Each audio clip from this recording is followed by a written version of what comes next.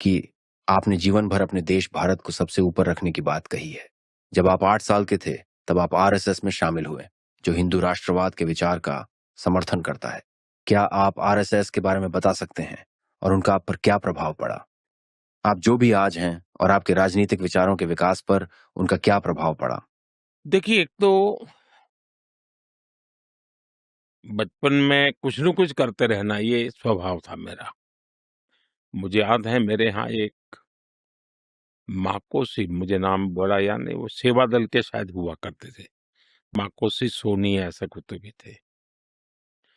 अब वो एक बजाने वाली डफली जैसा रखते थे अपने पास और देशभक्ति के गीत और उनकी आवाज भी बहुत अच्छी थी। तो हमारे गाँव में आते थे, तो अलग-अलग जगह पे उनके कार्यक्रम होते थे। तो मैं पागल की तरह बस उनको सुनने चला जाता था। रात-रात भर उनके देशभक्ति के गाने सुनता था, मुझे मज़ा आता था। क्यों आता था वो पता नहीं है। वैसे ही मेरे यहाँ राष्ट्रीय स्वयंसेवक संघ की शाखा चलती थी। शाखा में तो खेल-कूद होता, लेकिन देशभक्ति के गीत होते थे। वो मन को ज़रा बड़ा मज़ा आता था, एक मन को छूता था, अच्छा लगता था। तो ऐसे ही करके हम संघ में आ गए। तो संघ के एक संस्कार तो मिले कि भाई कुछ भी सोचो, करो, अगर वो पढ़ते हो तो भी सोचो कि मैं इतना पढूँ मैं देश के काम आऊँ। अगर व्यायाम करता हूँ, मैं ऐसा व्यायाम करो कि मेरा शरीर भी देश को काम आए। ये संघ के लोग सिखाते रहते हैं। अब संघ एक बहुत बड़ा संगठन है, शायद अब उसके 100 साल हो रहे हैं, ये 100वाँ वर्ष है और दुनिया में इतना बड़ा स्वयंसेवी संगठन कहीं होगा ऐसा मैंने तो नहीं सुना है। करोड़ों लोग उसके साथ जुड़े हुए हैं। लेकिन संघ को समझना इतना सरल नहीं है। संघ के काम को समझने का प्रयास करना चाहिए और संघ स्वयं तो एक पर्पज ऑफ लाइफ जिसको कहे, इसके विषय में आपको एक अच्छी दिशा देता है। दूसरा, देश ही सब कुछ है और जन सेवा ही प्रभु सेवा है। ये जो हमारे वेद काल से जो कहा गया है, जो हमारे ऋषियों ने कहा, जो विवेकानंद ने कहा, वही बातें संघ के लोग करते हैं। तो स्वयंसेवक को कहते हैं कि भाई तुम्हें संघ में से जो प्रेरणा मिली, वो 1 घंटा शाखा है, वो स्वयं नहीं, यूनिफ़ॉर्म पहनना वो स्वयं संघ नहीं है। तुमने समाज के लिए कुछ करना चाहिए और वो उस प्रेरणा के आज ऐसे काम चल रहे हैं, जैसे कुछ स्वयंसेवकों ने सेवा भारती नाम का संगठन खड़ा किया है। ये सेवा भारती जो गरीब बस्तियां होती है, झुग्गी-झोपड़ी में गरीब लोग रहते हैं, जिसको वो सेवा बस्ती कहते हैं। मेरी मोटी-मोटी जानकारी है, करीब 1.25 लाख सेवा प्रकल्प चलाते हैं वो और किसी सरकार की मदद के बिना समाज की मदद से वहां जाना, समय देना, बच्चों को पढ़ाना, उनके हेल्थ की चिंता करना, ऐसे ऐसे काम करते हैं। संस्कार उनके अंदर लाना, उस इलाके में स्वच्छता का काम करना, यानी बिल्कुल 1.25 लाख एक छोटा नंबर नहीं है।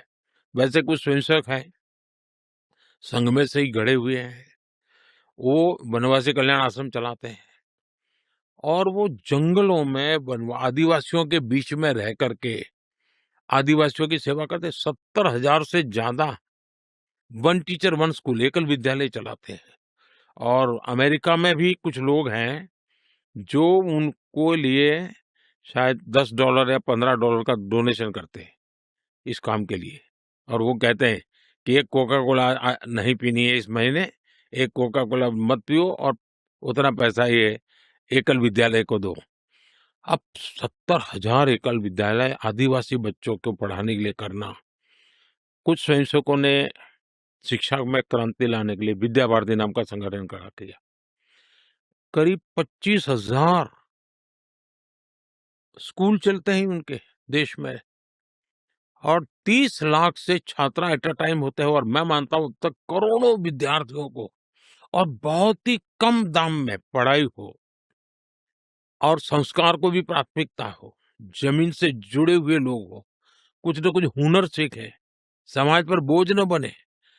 यानी जीवन के हर क्षेत्र में वे, चाहे महिला हो, युवा हो, इवन मजदूर, शायद उन मेंबरशिप के हिसाब से मैं कहूँ तो भारतीय मजदूर संघ है, शायद उसके 55,000 के करीब यूनियंस हैं शायद, और करोड़ों की तादाद में उनके मेंबर्स हैं। शायद दुनिया में इतना बड़ा लेबर यूनियन कुछ नहीं होगा। और सिखा कैसा जाता है? लेफ्टिस्ट लोगों ने मजदूरों की मूवमेंटों को बड़ा बल दिया। लेबर मूवमेंट जो लगे हैं उनका नारा क्या होता है? Workers of the world unite. दुनिया के मजदूरों एक हो जाओ, फिर देख लेंगे, ये भाव होता है। ये मजदूर संघ वाले क्या कहते हैं, जो आरएसएस की शाखा से निकले हुए स्वयं मजदूर संघ चलाते हैं, वो कहते हैं वर्कर्स यूनाइट द वर्ल्ड। वो कहते हैं workers of the world unite, ये कहते हैं workers unite the world. Unite the world. ये कितना बड़ा वाक्य, दो शब्दों में इधर उधर है, लेकिन कितना बड़ा वैचारिक बदलाव है। ये संघ की शाखा से निकले हुए लोग अपनी रुचि, प्रकृति, प्रवृत्ति के अनुसार जब काम करते हैं, तो इस प्रकार के गतिविधियों को बल देते हैं। और जब इन कामों को देखेंगे, तब आपको 100 साल में राष्ट्रीय स्वयंसेवक संघ ने भारत के सारे चकाचौंध दुनिया से दूर रहते हुए एक साधक की तरह समर्पित भाव से, तो मेरा ये सौभाग्य रहा कि ऐसे पवित्र संगठन से मुझे संस्कार मिले जीवन के, लाइफ ऑफ पर्पज में जो मिला।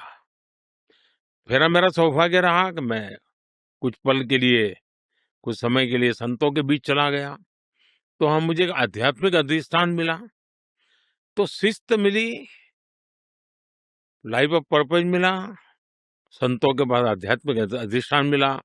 स्वामी आत्मस्थानंद जी जैसे लोगों ने जीवन भर मेरा हाथ पकड़ करके रखा, हर पल मेरा मार्गदर्शन करते रहे। तो रामकृष्ण मिशन, स्वामी विवेकानंद जी, उनके विचार, संघ के सेवा भाव, इन सब ने मुझे